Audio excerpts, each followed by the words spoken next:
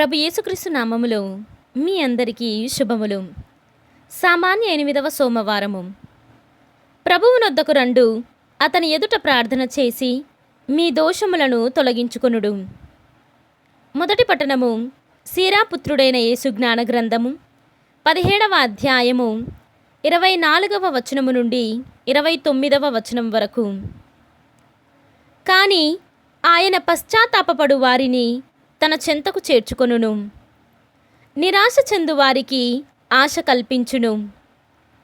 మీ పాపములను విడనాడి ప్రభువునొద్దకు రండు, ఆయన ఎదుట ప్రార్థన చేసి మీ దోషములను తొలగించుకొనుడు. పాపక్రియల నుండి వైదొలగి మహోన్నతుని వద్దకు మరలిరండు, దుష్టత్వమును పూర్తిగా విడనాడుడు.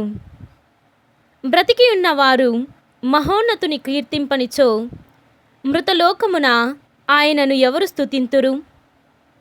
చనిపోయి తమ ఉనికిని కోల్పోయిన వారు దేవుని స్తుతింపలేరు. బ్రతికి ఆరోగ్యముగా ఉన్నవారు మాత్రమే ఆయనను కొనియాడుదురు.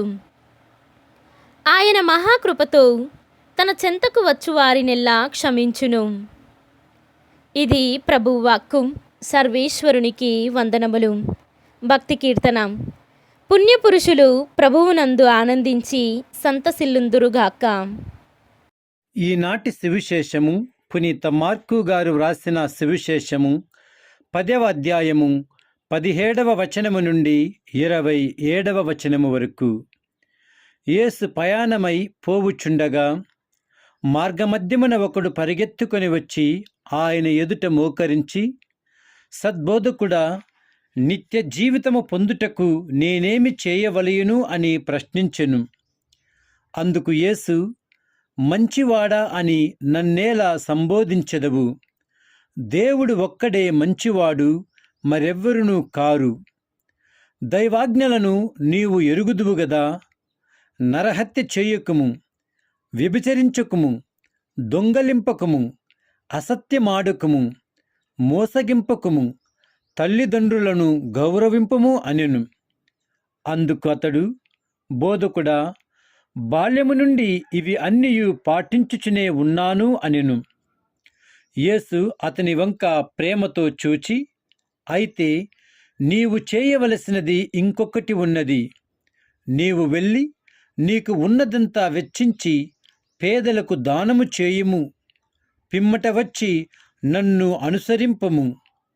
పరలోకమందు నీకు ధనము చేకూరును అనెను.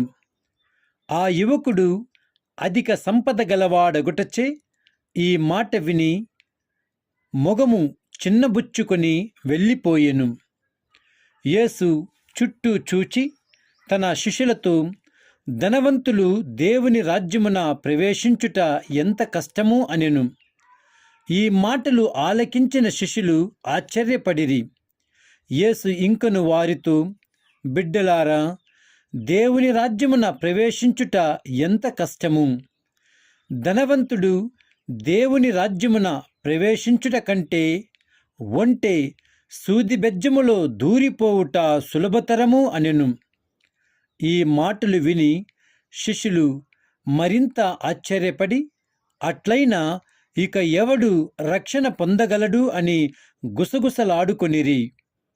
యేసు వారితో, మానవులకు ఇది అసాధ్యము, కాని దేవునికి సమస్తము సాధ్యమే అనెను. ఇది క్రీస్తు సువిశేషము. క్రీస్తువా, మీకు స్తుతి కలుగునుగాక.